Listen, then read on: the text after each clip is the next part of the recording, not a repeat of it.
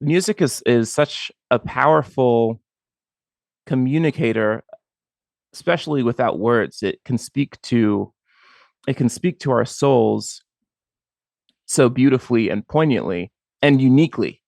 Um, and I've seen music as a salve to wounds. Hey, everybody, welcome to the Why Music Matters podcast.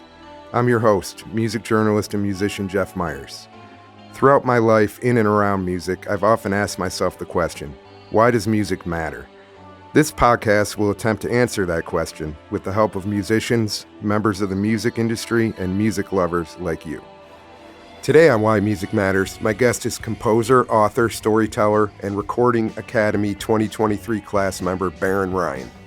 Whether he's working on commissioned compositions to commemorate the 100th anniversary of the Tulsa race massacre, collaborating on music meant to help us deal with personal loss, or ruminating on music's ability to help us discover and present the beauty we're uniquely positioned for, Barron has significant insight into why music matters.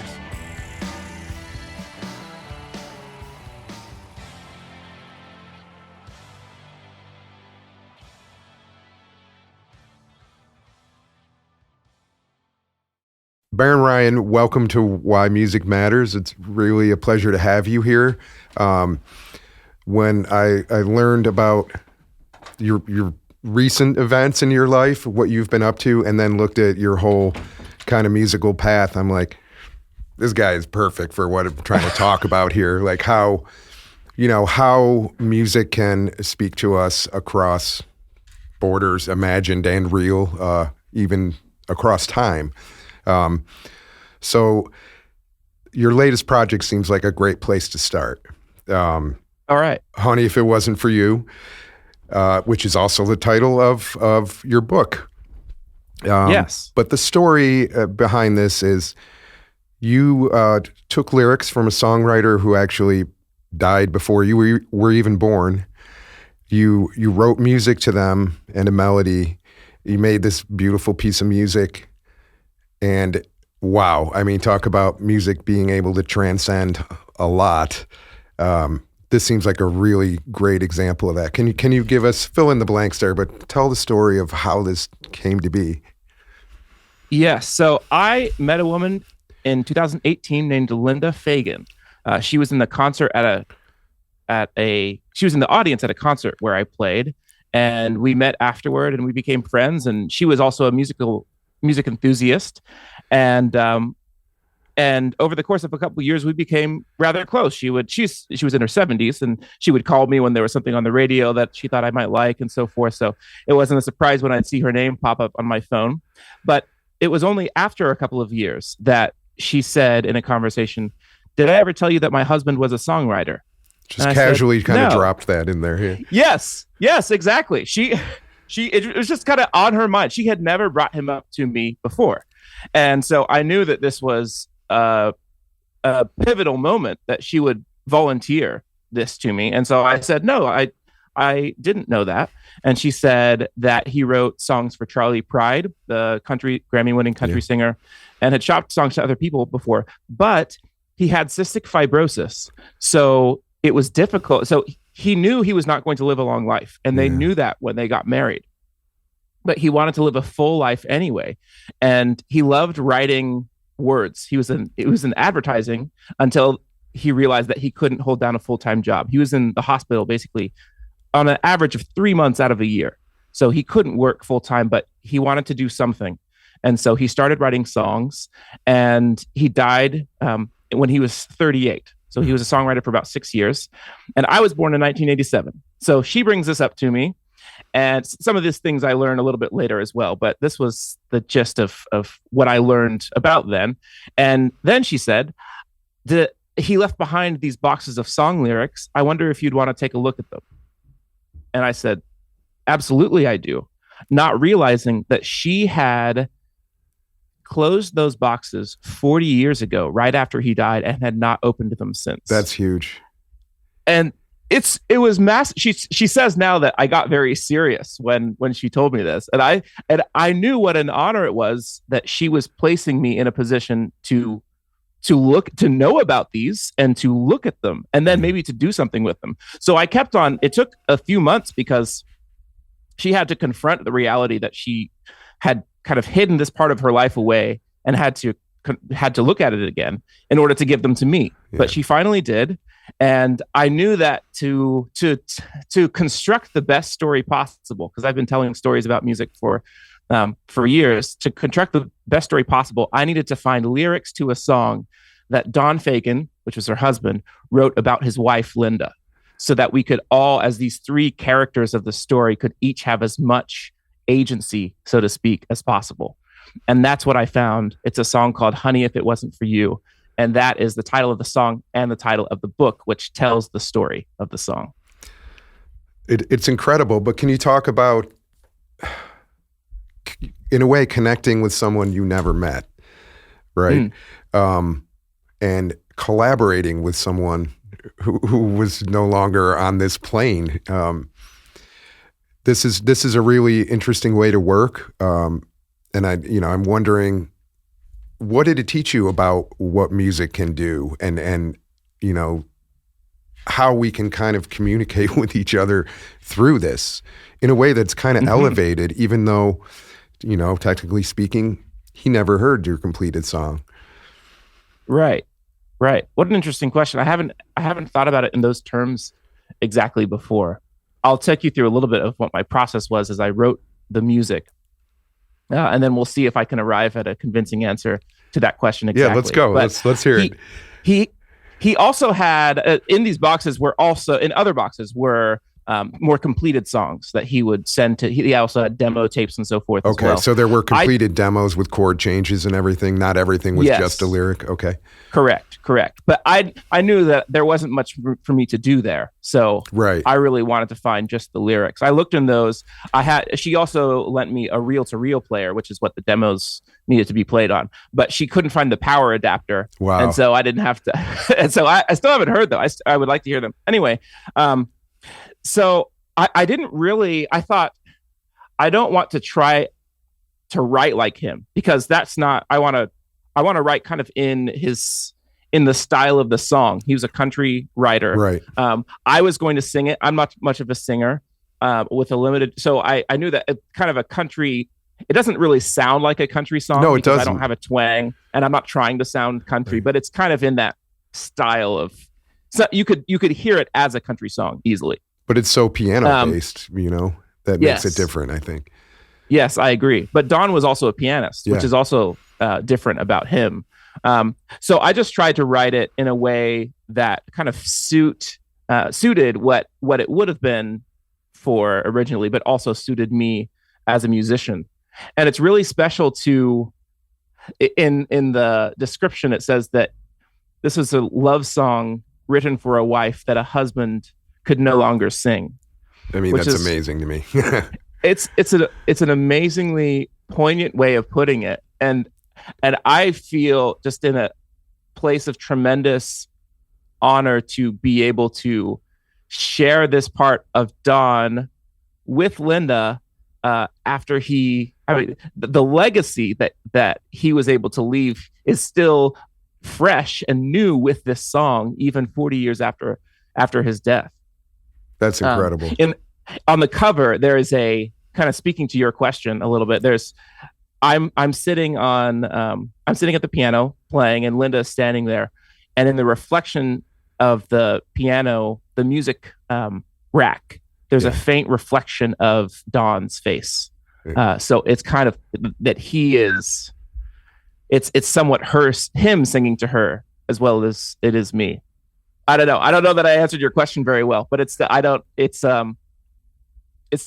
still can't put it to words. But exactly. You felt it, and you felt it. There's no question. Yes. Yes. I'm interested in music's ability to help us mourn loss and among many other things that it can do. But, I lost my mother over the past year, and I leaned on music so heavily to teach me how to grieve, to deal with it as a musician, but also as a listener.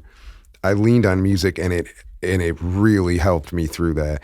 I'm wondering if, your own experience with that kind of thing, because I think all of us end up having some of that if music is such an integral part of our lives, but also how this might have played into Linda's reaction to, first of all, opening those boxes that she hadn't really been able to deal with since losing her husband, but then hearing this this incredible collaboration with someone that, you know, is gone, but is anyone ever really gone when they're in your heart? It's a convoluted question, but I'm wondering what your experience is with maybe music teaching us how to deal with heavy things in our lives, and also maybe how Linda reacted to that. Yes. Music is such a powerful communicator, especially without words. It can speak to our souls so beautifully and poignantly and uniquely. And I've seen music as a salve to wounds. My father is thankfully still alive. We share music together. That's beautiful. Yeah. Yes. I know that will be, I will treasure that.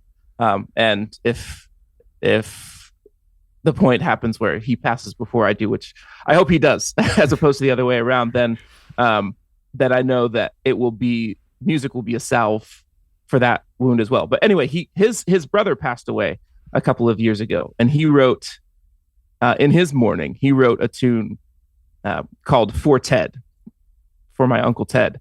And music is, I think it gets to what I believe music is, which is an expression of love. Music is a form of beauty, and beauty is an expression of love. So it's a way to show someone that you care about them.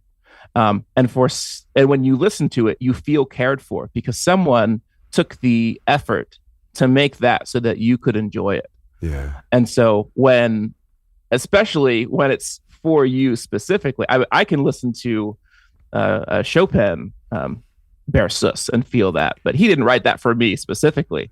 And so when someone writes that for you, not by name, but by everything but name, as Dawn did in the song for Linda, she has really, it has been very powerful for her. It's kind of hard to disentangle what the song means to her personally, and right. and what the song means to her, and how she thinks about it in terms of sharing the story with the public, which has evolved. Right. But she sees that it's so powerful for other people to see it, to hear this story and to be moved by it, and to think about who they would sing a song like that for in their own lives. Yeah.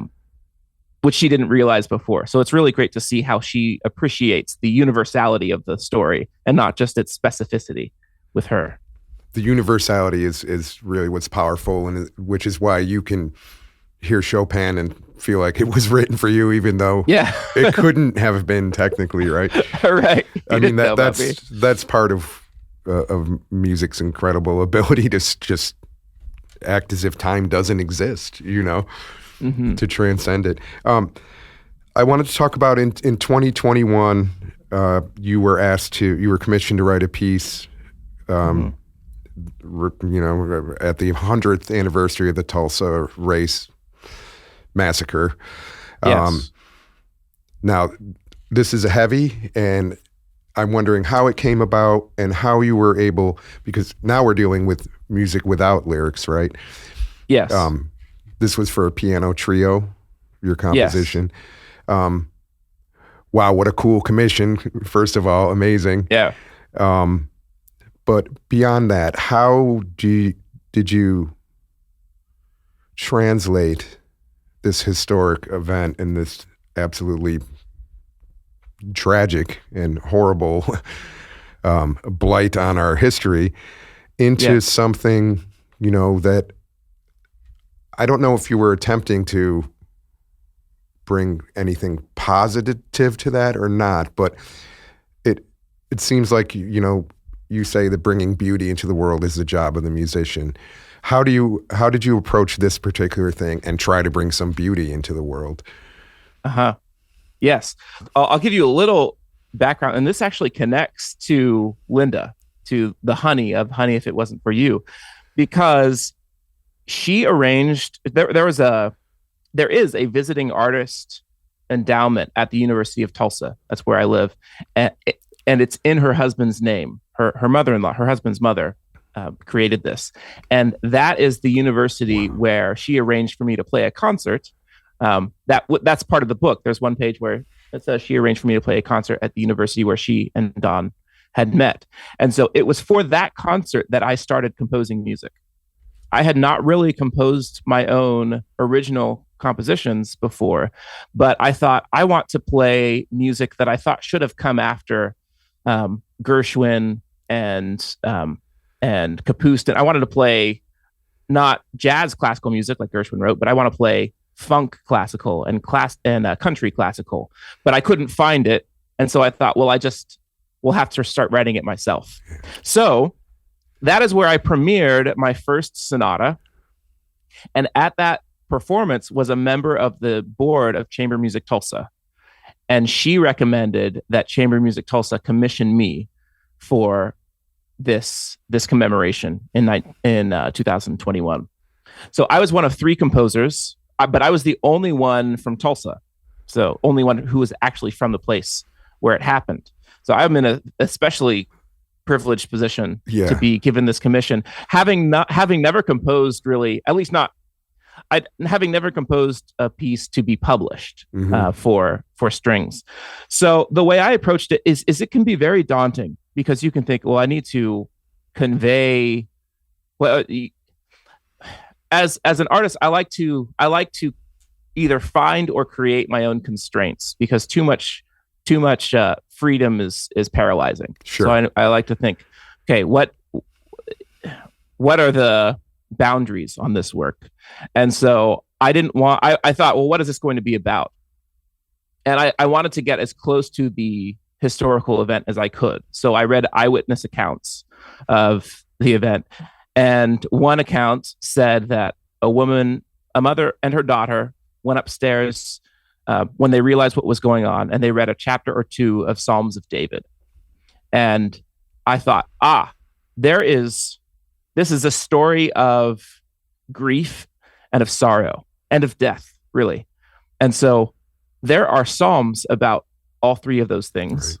Right. And I picked the 88th Psalm, which is reputed to be the darkest Psalm. Mm-hmm. And in it says, "My soul is full of troubles, and my life draweth nigh unto the grave." And so I thought, that's going to be my source material. The feeling that creates in me, I want to represent in this composition. So that I could let go of everything else. I could let go of the controversy surrounding the event that continues. I could let go of the controversy that at the time, how it was instigated, the whole incident and so forth.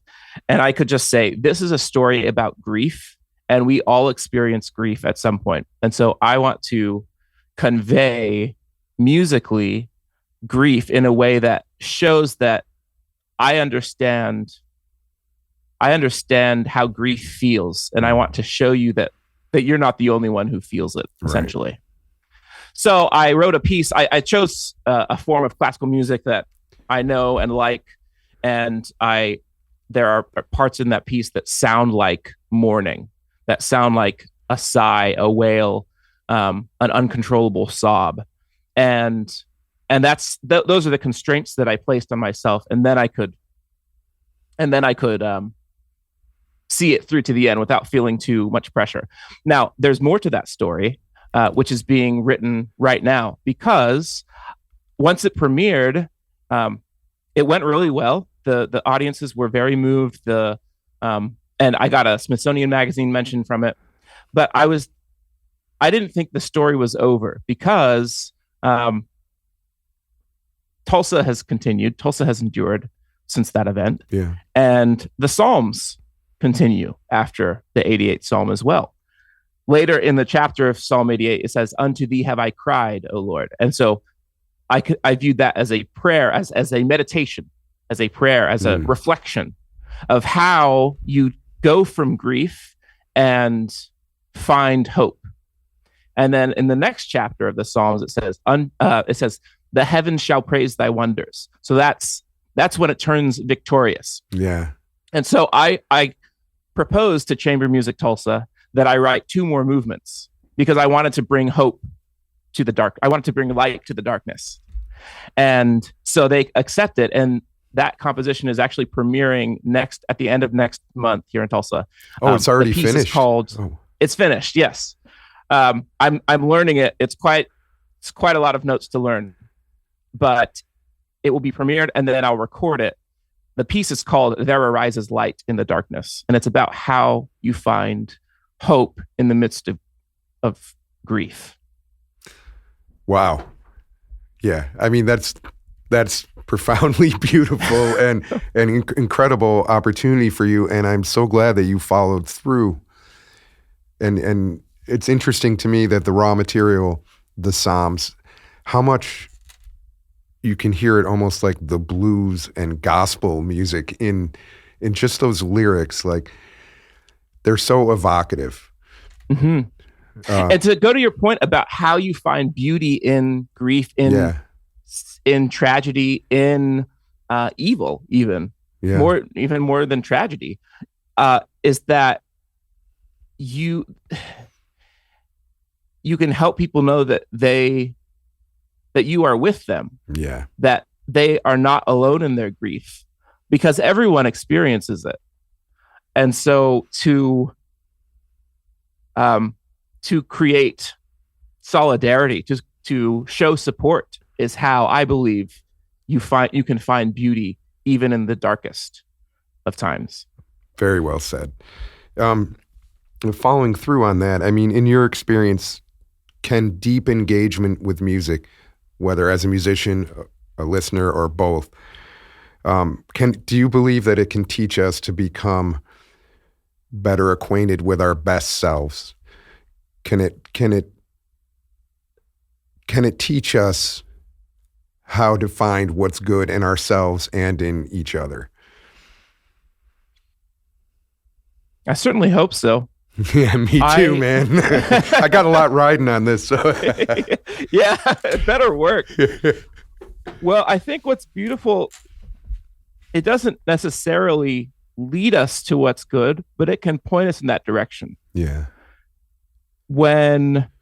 If to take my definition as beauty being an expression of love, what is love? What is that expression showing? And I believe that it's showing a willingness to sacrifice for someone else. It's a willingness to put someone ahead of your own interests. I think about the question, how do you know that your mother loves you, for instance? Mm-hmm. Well, if you ask me that, I would say, well, she cared for me when I was sick. She cared for me when I couldn't fend for myself. She helps me when I can't do something on my own. So it's all these instances of her placing herself at my aid, even when she could be doing something that would be more fun or more satisfying on her own. And music does that implicitly. It shows us, I put all this effort into learning how to craft this together, into practicing my instrument, into performing it before so that I could get through it when I'm playing it for you, et cetera, et cetera. It's all this implicit sacrifice for the sake of the person who's listening. Now, there's also benefit too, because you look good when you're on stage, et cetera. That's part of it. Yes. But I think that if you look for it, then you can see what is good in what is beautiful. And so that is the way in which I hope that music leads us to what's good. That's a great answer. And I found a quote of yours that said, "I aim to do more than simply make good music. My goal is to discover and present the beauty I am uniquely positioned for." Mm-hmm. I thought that was a really nice turn of phrase. Thank you. Can you talk about that idea a little bit, though? And, within that, does music have to be beautiful to be meaningful? And you've sort of answered this already, but what is your definition of beauty as it applies to music? Mm-hmm. So, yes, I articulated a mission statement last year, which is to discover and present the beauty I'm uniquely positioned for, because I wanted a way to explain to people what I was doing. I eschewed categorizing myself within music long ago by not trying to pick classical or jazz or what have you. I just say I make music in which classic meets cool, because then I could play whatever I wanted, and as long as I told a story about it, then I could get people interested. But I realized even then that classic meets cool it doesn't have to be music even. It could be something else. It could be a book, for instance. And so, especially as I was putting together this book idea, I thought, how do I explain to somebody what it is that I'm doing? Because it makes sense to me, but I want it to make sense to other people. And so discover and present the beauty I'm uniquely positioned for. There's all sorts of beauty that I could discover and present. For instance, I could play a killer Beethoven sonata if I really wanted to, but there are thousands of pianists who can play a killer Beethoven sonata. So is my time best spent doing that, or is it best spent co-writing a song with a husband for his wife? Is it best spent composing this piece for a travesty that happened in my hometown that we can hopefully find, that we can hopefully learn from? Yes. So it's a way of helping me communicate, and also of helping me think about what I'm doing. Is this the beauty I'm most uniquely positioned for today? I can wake up every day and that's what drives me to do whatever is on my list of tasks for the day. So that's really what I think about this stuff all the time. Yeah. And so I was a writer even before I realized that I was a writer, because I would just run through it all in my head. You just hadn't written it down yet. Right. I would say it on stage, but I wouldn't put it in the book or anything. So now your second question was about beauty. If beauty does music have to be beautiful? To be meaningful. And I think and to be meaningful. Yeah. Well, I think love has to be expressed and received. So it's not like it has to be pretty. It's not like it has to be lush. If music can be harsh and still be beautiful, if that's the way it's received. So, and that sounds really subjective. I think there certainly are principles of music, of exposition and harmony and repetition and variation and all that. So I do believe there is objectivity in music, but there's always what does the listener understand, and how will this be received? So I think it's both. There are rules, but there's also just when you're communicating with words, if the person you're speaking to doesn't understand what you're saying, then you didn't communicate well. So it's really that's where I think that's my answer, which is that it doesn't have to be beauty. Does not necessarily mean nice or pretty or pleasant. It does mean or pleasant. Yes, it does mean that someone else is communicating to you effectively that you are not alone.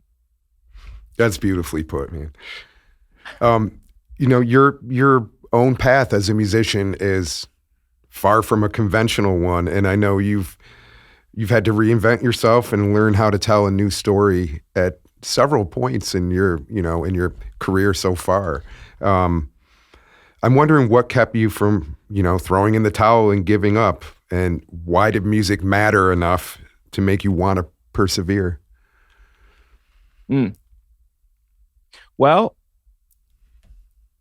I had the conviction that I wasn't given this skill for no reason, and that I wanted to do as much as I could with it for at least some period of time.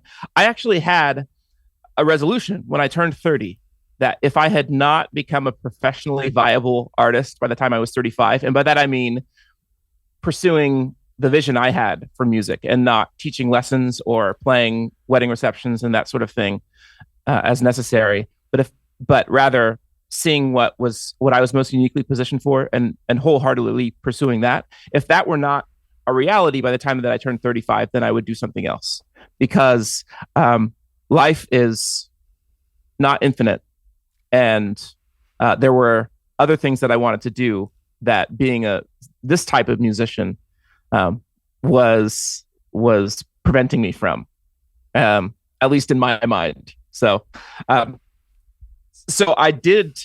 I'm not saying that I always thought I'm doing this no matter what. There was a point, but thankfully I turned 35 last September, and I didn't have to stop. So you did it.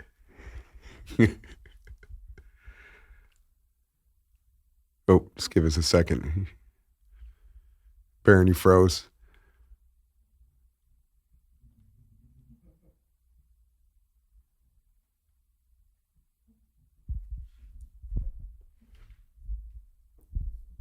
Joe, should we try to... I might have stopped sooner. Oh, there you are. Oh, excellent. You were frozen for a minute. Oh, did I go away? You did. Hey, welcome back. Okay. Hey, thanks. Good to be here.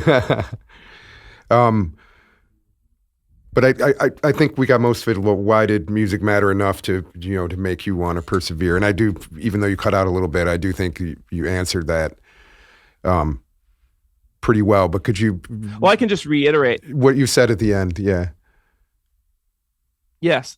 So there was a point in time where I thought, well, if I don't make it by this point, then I'll do something else, because music is not all that's important to me. But there were enough people who encouraged me, who urged me on and said that what I was doing was meaningful for them and that I should continue, that I was buoyed. I was strengthened in my resolve. And that's what continues, a great deal of what continues to push me now, because there are still frustrations. And I think, what am I even doing? I'm publishing a book, but I see the effect and what meaning it has for the people who hear it. And I think this is, I don't see something more worthwhile that I could be pursuing.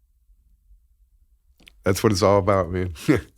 Well, now with the book out, and what's happening next? Obviously, you have this new commission that you're about to debut as well. Yes. Tell me what's coming up. Yes. So that piece is going to debut in about a month, and I am practicing furiously for it. I wrote far too many notes. I really underestimate how difficult what I write. I think about something and I think, oh, that's not going to be too hard. And then I start playing and I think, what have I done? So I'll make it somehow. Then I'm going to record that piece in January, and hopefully that it's kind of a short timeline, but I'd like that project to come out next year in coincidence with that year's anniversary of the massacre in Tulsa. And then that's what I know I'm going to do next. After that is open, because what people have said this for a long time, and I just didn't see it's relevant for me, how it would be relevant for me yet. But that collaboration is the best, is the greatest creativity comes from collaborating with other people. And this book is an example of that. This commission is an example of that, because I'm working with Chamber Music Tulsa, who commissioned me to write this piece. And so I'm open to what collaboration is possible after that. And I don't know, it may be someone who doesn't even know that I exist yet, because I have two major projects that are still being promoted or going to be promoted. So I'm excited to see what my next big project will be. Well, I'm excited to see it too, and I really have enjoyed talking to you. Wish you the very best, and thank you for, how did you put it? Thank you for sharing the beauty that you're uniquely positioned for. It is very much appreciated. I'm honored to. Thank you. And thank you for your support and your interest in this, and showing me that, yes, this is a pursuit and a story, in the case of Honey, If It Wasn't For You, that's worth talking about and worth sharing. I think it is. Yeah. I think there's a lot to be learned from it, and there's some joy in it, and I don't think I've ever known of this happening before. I don't think so. I've never heard it. So it's a cool, special one. Well, congratulations. Thank you for being here. I've really enjoyed meeting you and talking to you, and I hope to talk to you again, man. Me too. Thank you. Take care, Barron.